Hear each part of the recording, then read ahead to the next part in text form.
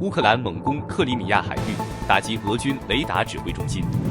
俄罗斯多座机场陷入瘫痪，莫斯科百架航班取消。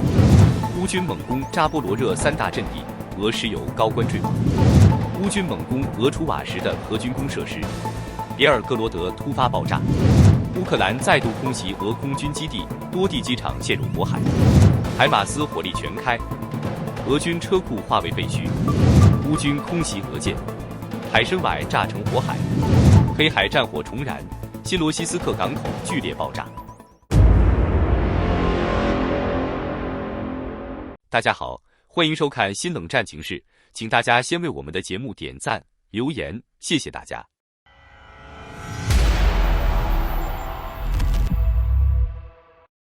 乌克兰近日加大了对俄罗斯境内关键军事设施的打击力度。继对克里米亚的持续攻势后，乌克兰海军再度发起强力反击，并成功摧毁了俄军的雷达指挥中心。根据 Astro 报道称，当地时间7月3日左右，乌克兰海军向克里米亚海域发射了重型无人机，目标锁定了俄军的雷达系统。基辅方面随后证实，乌军成功袭击了俄军的 RLMM55CH6M 和 RLMD55CH6M 系列雷达。同时，乌方还击中了一个雷达指挥中心，现场画面显示，俄军阵地已爆发猛烈火光。这一系列打击进一步削弱了俄军在黑海及克里米亚区域的监视能力。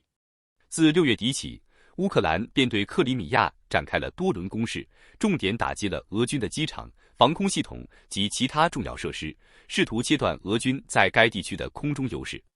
在莫斯科，乌克兰的空袭行动也没有停歇。根据乌克兰总参谋部的确认，7月4日，乌军向莫斯科东北方向的谢尔吉耶夫发起袭击，击中了一个军用化学研究所。该研究所专门为沙西德无人机生产战斗部件，尤其是温压弹等高效破坏性武器。因此，此次行动具有重大战略意义，旨在削弱俄军空袭能力。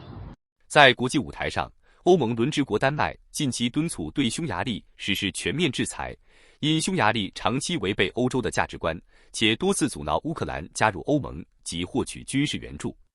乌克兰总统泽连斯基最近突访丹麦，拜会了丹麦国王弗雷德里克十世和首相梅特，双方讨论了乌克兰加入欧盟的进程及更多军事支持。丹麦承诺将推动欧洲加强对乌克兰的援助。与此同时，北欧另一国瑞典也宣布将提供新的军援，价值约 1.3 亿美元，其中包括10套 Archer 自行榴弹炮、军用卡车、远程无人机以及水下航行器等设备。此外，瑞典和丹麦正在联合德国，推动通过波罗的海的油轮提供保险文件，意在打击俄罗斯的影子舰队，切断俄方海上运输通道。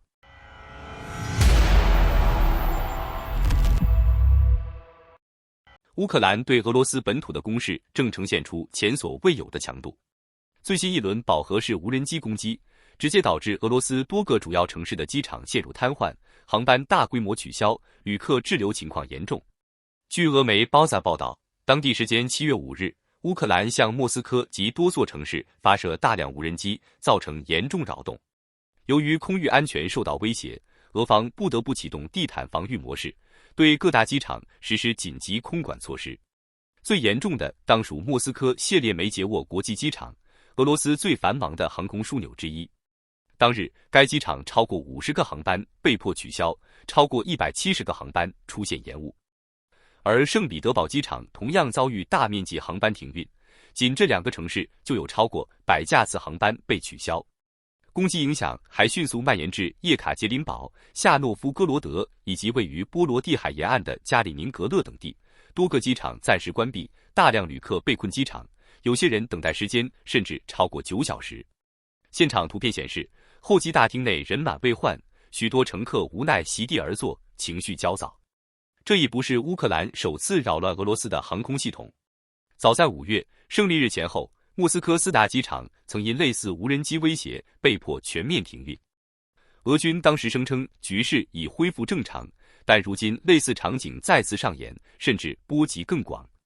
对此，俄罗斯国防部回应称，7月5日下午13点50分至19点期间，共击落139架乌方无人机，并强调未造成实质破坏。然而，民航系统的停摆、旅客的大量滞留，显然已说明问题远比俄方描述的严重。事实上，乌克兰近期对莫斯科地区的攻击几乎是日更节奏。数天前，乌军刚刚袭击了莫斯科的电力设施及一家为俄军制造无人机弹头的军工厂。同时，乌克兰特工渗透至市中心，并使用汽车炸弹暗杀了俄联邦安全局高级官员科姆科夫将军。再往前回顾，乌军还精准打击了第8集团军司令部，造成多名高级将领死亡，包括指挥通信系统的负责人。这场战火不再仅限于前线，在俄军持续空袭基辅的同时，乌克兰也在不断加大对莫斯科本土的打击力度。随着无人机攻击日益频繁，规模不断扩大，越来越多的俄罗斯人正在切身体会到战争的现实与代价。分析认为，未来数日，乌克兰将继续加强对俄罗斯本土的远程打击，莫斯科将迎来更密集、更高频率的空中威胁。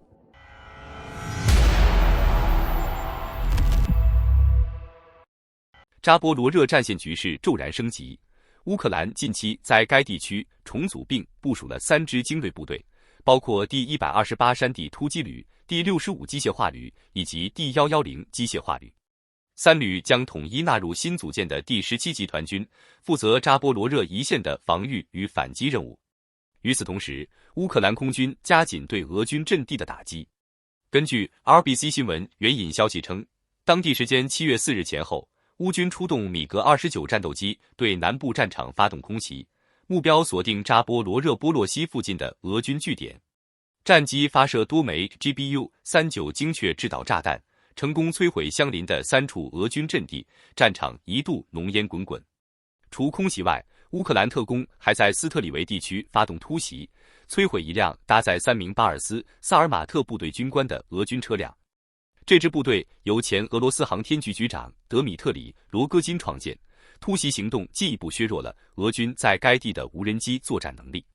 随着乌方军事动作的不断加强，俄军也在扎波罗热一线增派大量兵力和装备。多方迹象显示，该区域或将成为下阶段最激烈的战场之一。目前，第17集团军司令人选尚未公布，但有迹象显示，刚从第65旅调任的指挥官伊斯巴什可能接任。战场之外，俄罗斯国内也出现不安动向。俄罗斯石油运输公司副总裁安德烈·巴达洛夫近日在莫斯科坠楼身亡，引发广泛关注。德新社率先报道了此事，俄方随后证实其死因为跳楼自杀。值得注意的是，俄乌战争爆发以来，已有多位与能源行业相关的俄高管在类似事件中丧生，引发外界对其死因的持续质疑。战事尚无停歇迹象。不久前，法国总统马克龙与普京通话后表示，俄方拒绝任何形式的停火提议，和平前景依旧渺茫，战局或将继续升级。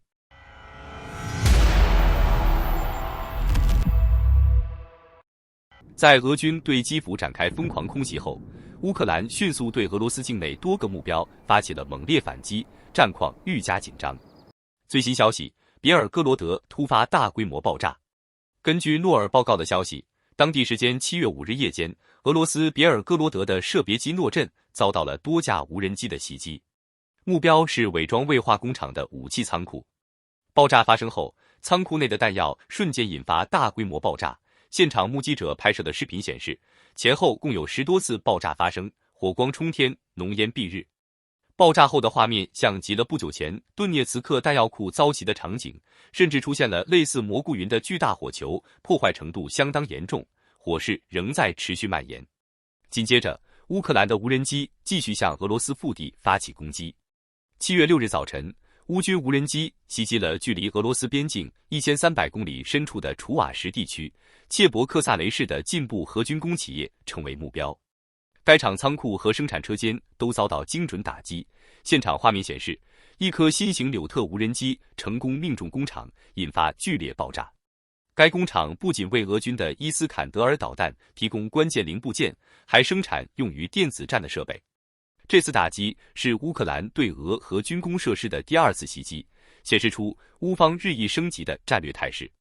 事实上，这家公司在6月曾遭受过类似重击，导致生产线暂时停工。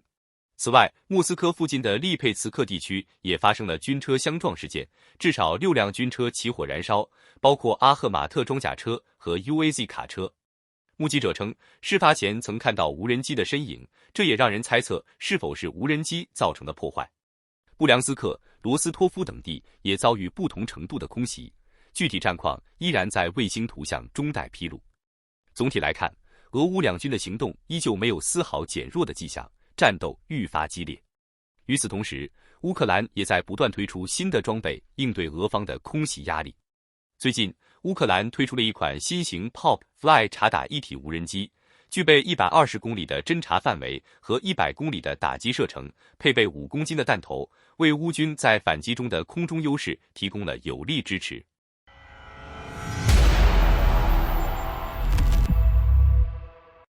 乌军针对俄罗斯空军设施的新一轮打击正式启动。7月5日，乌克兰对多个俄军机场展开了连续空袭，其中最引人注目的是对沃罗涅日的鲍里索格列布斯克军用机场的突袭。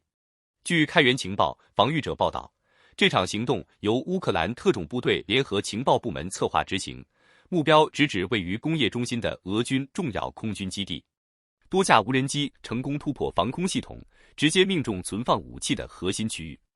现场随即爆发剧烈爆炸，从流出的视频画面可见，制导炸弹仓库陷入熊熊火海，滚滚黑烟冲天而起。初步研判表明，无人机引爆了内部大量弹药，导致大规模二次爆炸。乌克兰总参谋部随后发布声明，确认本次袭击已摧毁俄军的导弹储存区以及一架战斗训练机。NASA 卫星图像也记录到基地出现大面积火灾痕迹，显示损毁可能远不止一架飞机。值得一提的是，该基地平时部署有苏30、苏34与苏35等前线战斗机。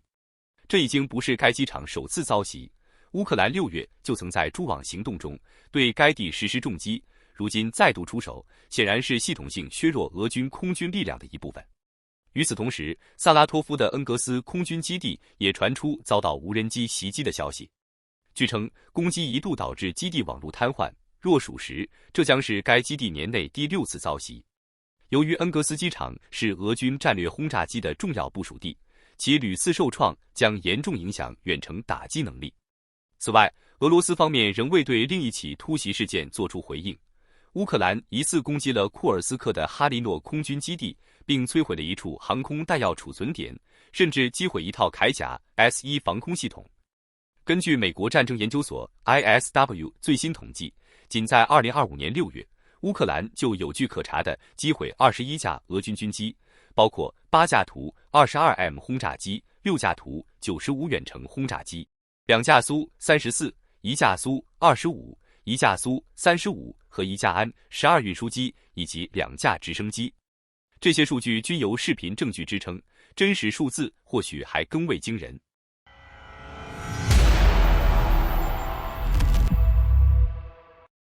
2025年7月6日，乌克兰在顿巴斯战场再出重拳。当天，乌军突袭托列茨克俄军控制区，发射多枚海马斯高机动火箭系统导弹，精准打击一处俄军重要基地。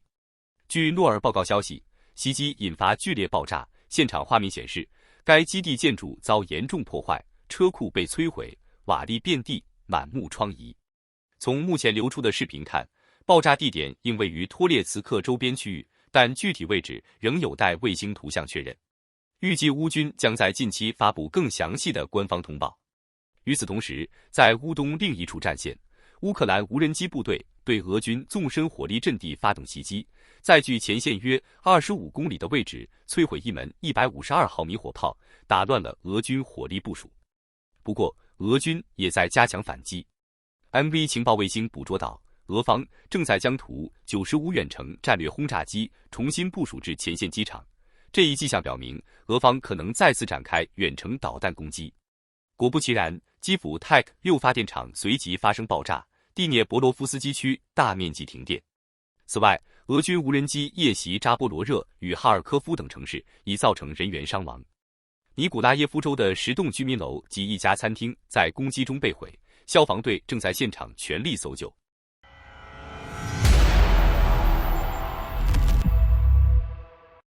近日，俄罗斯远东的海参崴、弗拉迪沃斯托克地区接连发生多起爆炸事件，目标直指俄军的重要基础设施。最新消息显示，当地一条天然气管道遭遇爆炸袭击。值得注意的是，这条管道是专为太平洋舰队第155海军陆战旅供气的军用设施。与此同时，向该部队提供饮用水的管线也在爆炸中被摧毁。有分析认为，这极有可能是乌克兰情报人员渗透破坏的又一行动。事实上，不久前海参崴水域一艘名为鱼尾狮号的货轮也发生爆炸起火。俄方声称那是一艘油轮，但从爆炸威力来看，更像是一艘藏有军火的军用船只。这一系列袭击表明，乌克兰正在将反击的触角延伸至俄罗斯腹地，甚至远及其东部边疆。俄军在远东地区的弹药库和空军基地接连遭受袭击，这在3年前的战争初期是难以想象的场景。此趋势释放出2个明确信号：首先，乌克兰特工的渗透能力已大幅增强，蛛网行动早已展现出其高效布局；其次，乌军远程无人机的打击能力正在不断提升，能够对俄罗斯纵深目标展开长距离精确打击。乌总统泽连斯基日前指出，乌克兰将在今年接收数十万架无人机，而到明年，这一数字将进一步增长。同时，美国也同意加强与乌克兰在无人机领域的联合制造合作，理由是乌方在这一领域经验更加丰富。国际援助也在持续推进。葡萄牙宣布向乌克兰拨款2145万欧元，主要用于支持乌军空军发展，并提供情报支持。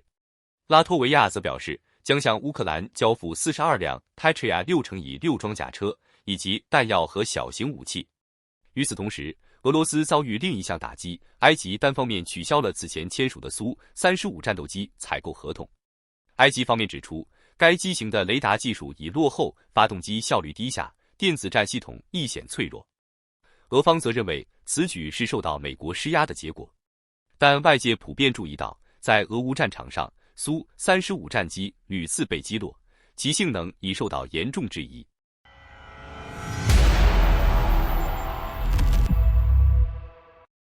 除了持续不断的空袭，乌克兰近日又对俄罗斯在黑海的关键港口发起了新一轮猛烈打击。突发消息显示，乌克兰部队重创了位于黑海东北岸的重要军事与能源枢纽新罗西斯克港。据开源情报防御者报道，当地时间7月5日凌晨，乌克兰首先出动多艘无人攻击艇直扑新罗西斯克港口。在海面上可以清晰看到激烈交火的画面，随之而来的是一连串剧烈爆炸，大片黑烟瞬间升腾，笼罩港口上空。紧接着，乌军又展开空中打击，出动大批无人机群协同作战，实施海空一体攻势。面对突如其来的多项进攻，俄军防空系统被迫整夜高负荷运转，频繁拦截来袭目标。整座港口及周边海空区域火光冲天，爆响不断。目击者称，夜空被照得通红，即使身处数公里外，仍可望见耀眼的闪光与滚滚浓烟。目前具体战况仍在确认中。此次打击行动发生在乌克兰连续攻击克里米亚之后，显示出其正在加速扩大战线，全面加强对黑海地区的军事行动。值得注意的是，新罗西斯克不仅是俄罗斯石油出口的重要转运港口，更是黑海舰队从克里米亚撤退后的主要新驻地，实际上已经成为俄军新的海军基地。与此同时，乌军还对俄罗斯本土多个关键目标发起打击。在卡卢加州，乌克兰空军袭击了当地一处军事设施，引发大火，现场可见巨大的火球划破夜空。在楚瓦什共和国切伯克萨雷市，乌军突袭了俄军军工企业进步公司，该厂负责生产无人机和伊斯坎德尔导弹零部件。目前已有多个关键车间停摆。关于此前乌军空袭俄第8集团军总部的行动，有了更多损失细节曝光。除了司令戈里亚奇金将军，通讯系统负责人瓦西里斯基尔涅夫斯基也在袭击中身亡。乌军当时使用了风暴阴影巡航导弹，精确摧毁了该军团的指挥中心。这波密集打击是乌克兰持续猎杀俄军高级指挥体系的一部分。此前，俄海军副司令古德科夫及多名高级军官也已确认阵亡。基辅方面暗示，随着战事深入，他们还将展开更大规模的远程打击，深度穿透俄罗斯的战略后方。好的，感谢你一口气看到最后了，这是对我们最大的鼓励和支持。要看最全面、最及时准确的战场热点报道更新，就请每日锁定新冷战情势。如果您喜欢我们的节目，也请您点赞、留言、订阅，把视频分享出去，让更多的人看到这个节目。想要赞助我们的朋友，可以打开超级感谢打赏赞助，帮助我们能持续做出更多好节目。谢谢大家。